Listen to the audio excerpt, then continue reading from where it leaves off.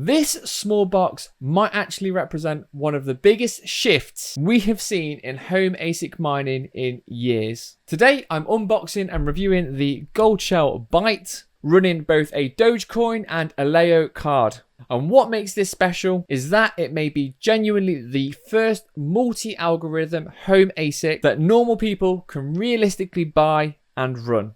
So in this video, we're going to unbox it, go through the specs, test real-world performance, power usage, noise levels, profitability, and most importantly, whether this actually makes sense for home miners.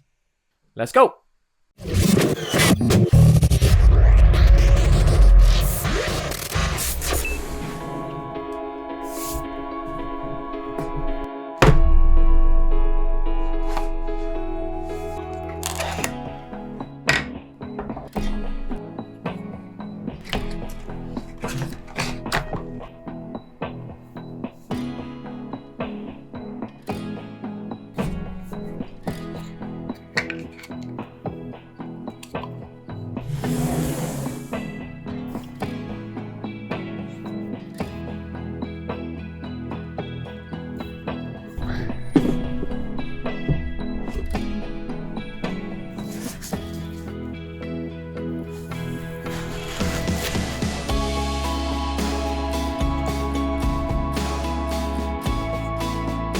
Inside the box, first impressions, the Byte is tiny.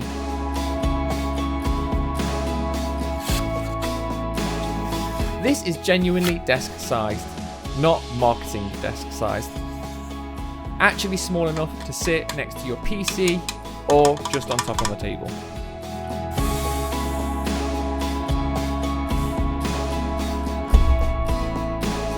The key thing here is the modular design. Instead of one fixed algorithm, the Byte uses interchangeable mining cards. For this review, I'm using the DG card for Dogecoin or script-based mining, and the AE card for Aleo.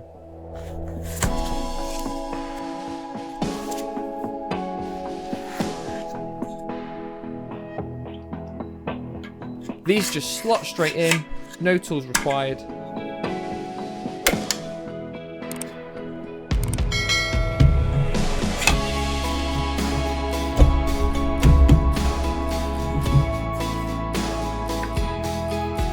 The modular approach is a big deal because most ASICs lock you into one coin, one algorithm, and one future.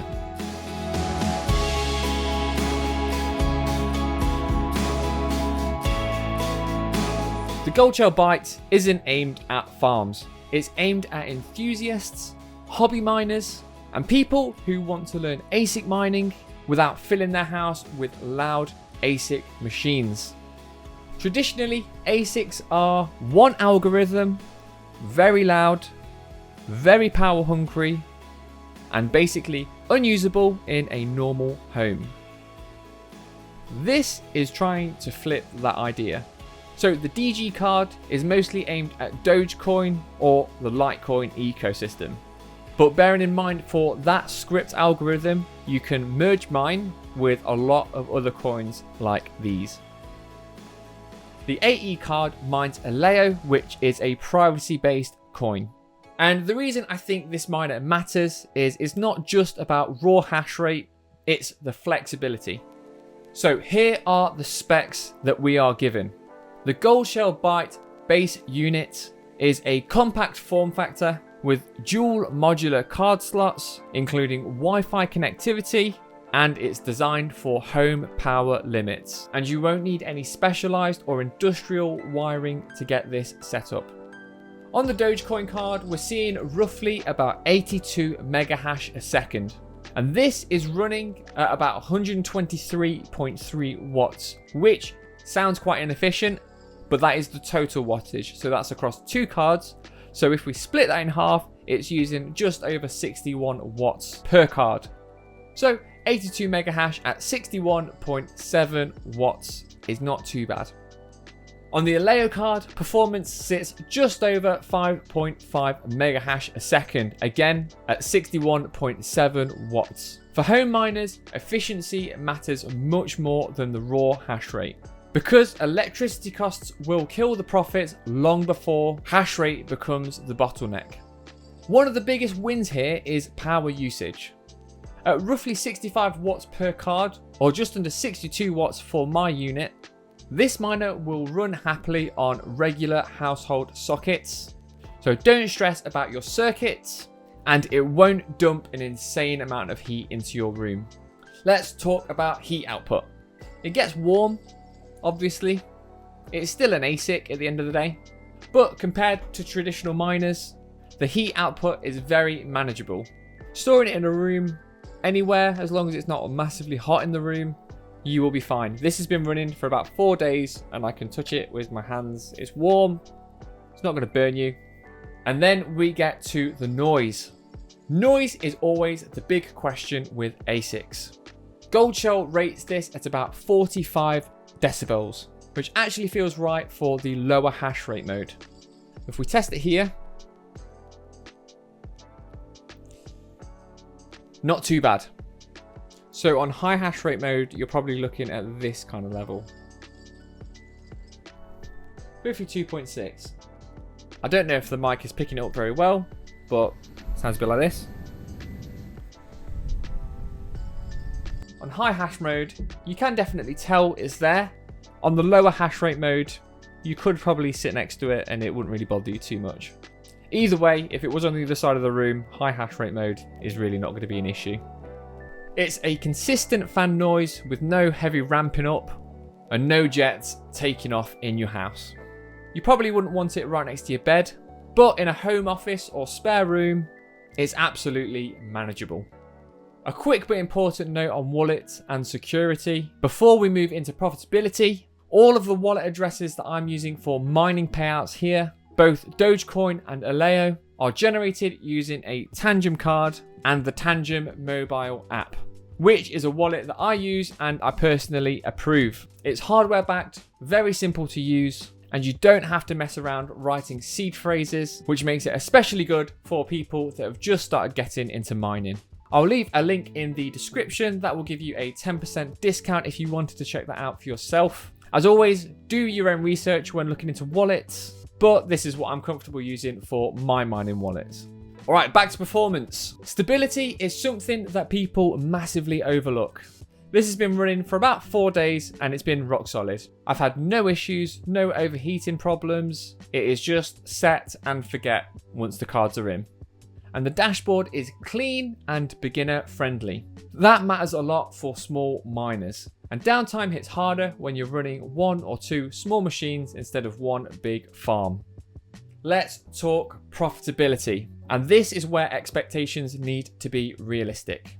This is not a get-rich miner. Earnings fluctuate with price, electricity costs matter, market conditions will dominate the results. On Dogecoin, you're earning small but consistent amounts. On Aleo, it's more speculative, but that is where the long-term upside might exist. We just don't know yet. And this goes back to the question on why people still mine. They might want to accumulate early. They might want to support the network. They might just want to learn how ASICs work. They might want low risk experimentation, or like many of us, they've just got long-term conviction. And this is where the Goldshell Byte really shines. It's got a very low barrier for entry. You can get multiple algorithms in one device. It's safe for home environments, and you get quite a lot of educational value out of this. This will teach you pool setup, wallet management, power efficiency, and the difference within algorithms. And that knowledge will transfer to every miner that you ever own. So what are the pros for this device? It's got a modular, future-proof design. It's got decent power efficiency. It's a home-friendly size and noise. And you can get multiple ecosystems in one unit. Now, what are the cons? You can't expect high short-term profits off this. The cards add extra cost on top of just the device. At the end of the day, it's still an ASIC and it isn't completely silent. So this Goldshell Byte isn't about raw power, it's about flexibility and accessibility. And honestly, this might be one of the most interesting ASIC concepts that we've seen in years. If you're a hobby miner or learner, or someone that wants to expose themselves to multiple algorithms without turning the house into a data center, this actually makes a lot of sense. If you want me to test different cards, do the long-term profitability updates, or compare this to other home miners, let me know in the comments. Subscribe for more real-world mining tests. No hype, just data. Like the video if you enjoyed this one, and I will see you in the next one.